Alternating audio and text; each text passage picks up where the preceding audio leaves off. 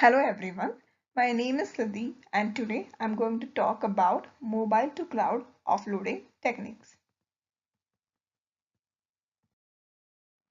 But why the need to offload data on a cloud? In past few decades, we have experienced an exponential growth in popularity of mobile device. And this is possible because of excellent research happening in fields of software and hardware architecture. But hardware consumes a lot of power and this is not acceptable to the users. Hence the need to offload data on a cloud.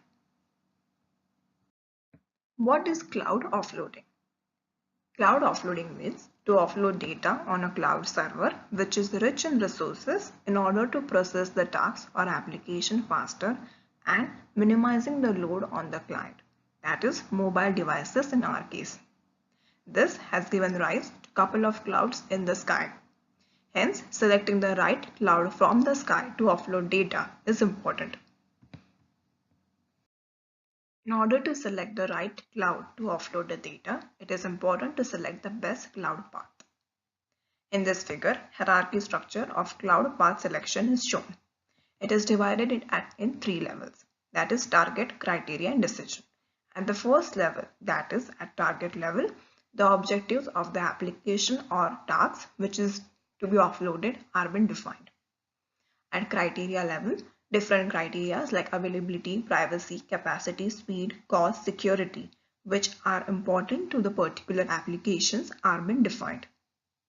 At the decision level, the cloud which satisfies all the criteria is been selected to offload the given application or the task. Now the question arises when to offload a given task in order to ensure that minimum energy is being consumed by the mobile devices. It has been mathematically proven that when D by C ratio, that is communication by computation ratio, is low, then the given offloading will consume less energy. Offloading methods. The method should minimize the latency, battery usage and runtime and maximize the efficiency of the applications and provide reliable and secure communication. These methods are further divided into three subcategories, that is offloading, scheduling and security. Few of these techniques are being discussed in this literature survey. Computation offloading, it means to offload a task or application's code fully or partly on the server. It is divided into two types. Coarse grain offloading method. In this method, the entire application code is been offloaded on the server. This technique increases the transmission overhead but reduces the burden on the programmer side. On the other hand, in fine grain offloading, only the part of the code which consumes a lot of power is been offloaded on the server. Here the code needs to be modified and hence increases the burden on the programmer side, but there is no transmission overhead. Fuzzy analytical hierarchy process. This process is an extension of analytical hierarchy process.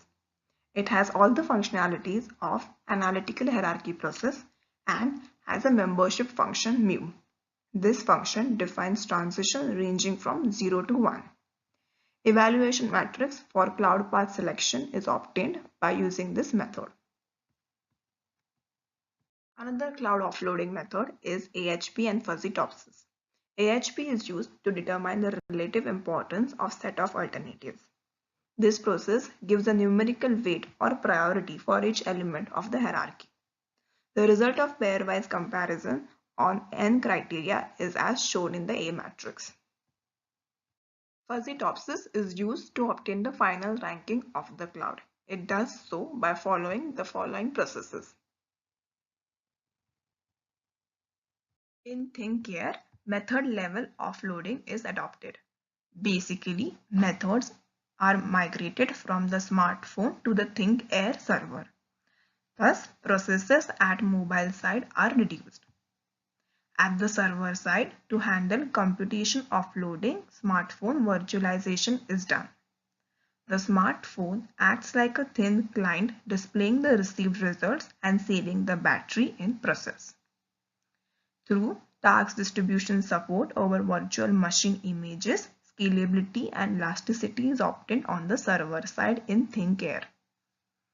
Reduction in execution time and energy consumption of application is attained through parallel processing in ThinkAir.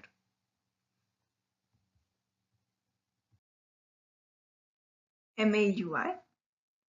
To ensure that a user selects best cloud and minimum battery is being consumed in the process, MAUI profiler is being used. MAUI profiles the code contained in the functions that are used by the applications and other components, known as MAUI profiler. MAUI profiler does three tasks. First, it profiles the corresponding data requirements of the functions. Second, it checks the network connection. Third, it feeds the information to the solver. It does so to determine where to perform the tasks, either locally or on the remote location. Then the proxy serializer function calls so that they can run at the appropriate location. The pros of MAUI profiler is that it is lightweight, easily handled by the developer, and remains seamless to the user. The most important advantage of MAUI profiler is that it adapts to the varying environment. Delayed offloading. In delayed offloading, queuing model is used. Instead of transmitting the offloaded data immediately, the data to be offloaded is delayed when the Wi-Fi networks are unavailable. The delay window depends on two factors. That is, first, the expiry of deadline, and second, the availability of Wi-Fi network. If one of the mentioned factor holds true, then the data is no more being delayed.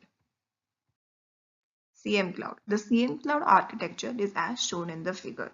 It consists of master server and computer server. Master server consists of profiling DB, performance estimator, and target selector. Compute server consists of manager, performance monitor, and integrator. The performance estimator collects the estimated performance from every server when task is offloaded. The target selector finds out the most suitable server. If the resources required for computation of the offloaded data are more than the available resources in the server, then new server is added. The advantages of CM Cloud is that the cost is cut down by offloading as many applications on the server as possible. 84% improvement in the data center throughput has been observed.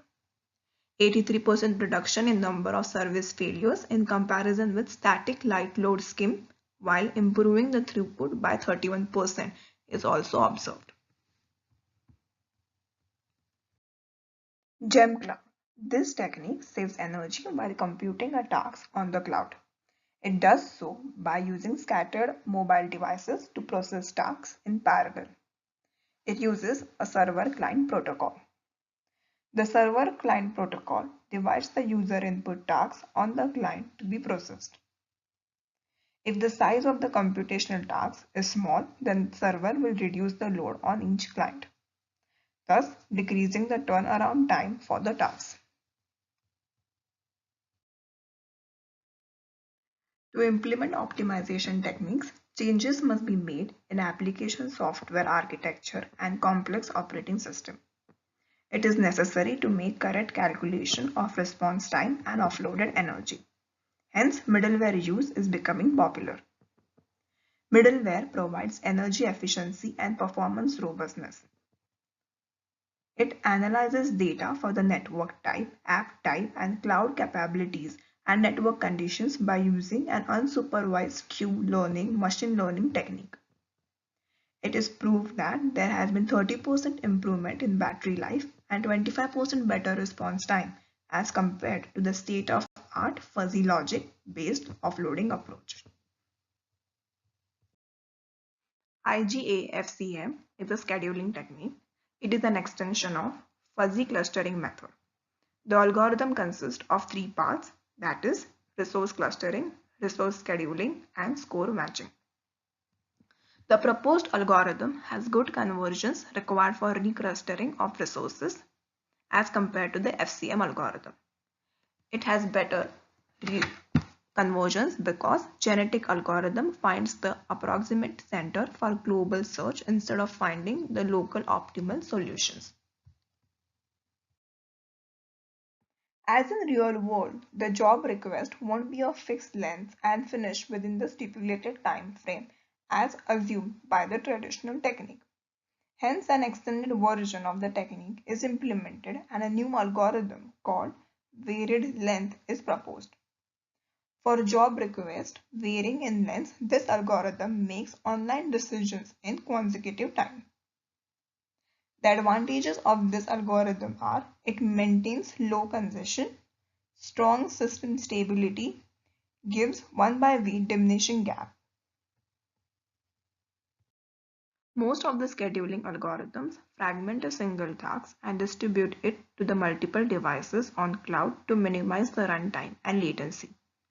But when the load on the cloud is high, these techniques do not give the desired result. In order to address this issue, a new approach is proposed, that is round-wise proactive scheduling. In round-wise proactive scheduling, first from the received tasks, the cloud retrieves the asymptotic complexity. This information is used and pre-computed with its task profile and determines Ti dash belongs to Ti. The estimated runtime of all the Ti's are same and only they are considered for computation. Further, the Ti's are divided into subtasks and distributed depending upon the computation power of the devices in their allocated resource pool. The same procedure is repeated for the remaining portion of the task, thus addressing multiple tasks. Now I'm going to talk about non-biometric authentication technique. In this technique, a token is when generated for a single access to resources. It consists of two parts. Identity management system generates a token and sends it to the user and cloud. A cloud too generates a token and sends it to the user. The tokens sent by the identity management system and by the cloud to the user are stored in the cloud database. When the user logins in the server, it passes two tokens and the cloud server will check these tokens in its database. If it's a match, then the user is provided the access. Otherwise, it won't.